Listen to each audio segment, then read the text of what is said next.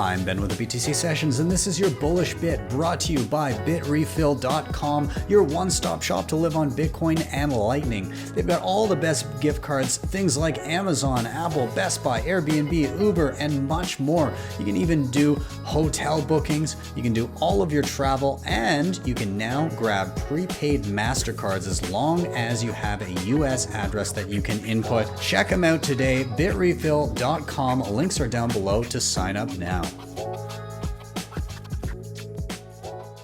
So my bullish reason is for Bitcoin is that our leaders are morons. Everybody knows this.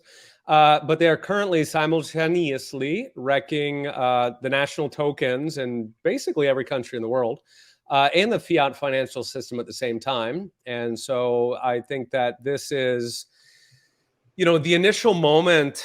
So I'm an Austrian economist, and Austrian economics was pretty much completely unknown until the 2008 crisis. I mean, that was really the big moment.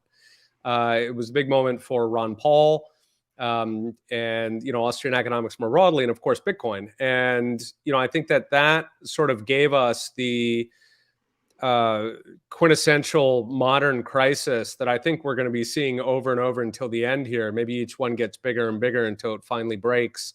But, you know, we are replaying that top to bottom. I mean, it's almost like a script, like we're going through the exact same sequences we went through. And, you know, we know what happened last time, which is that, you know, of course, Bitcoin emerged on the scene. But, you know, part of why Bitcoin came out is that there was this sudden intensification of interest in decentralized money, in decentralized tools in general, right? Bitcoin was an evolution, of course. There were people who had been studying this for some time.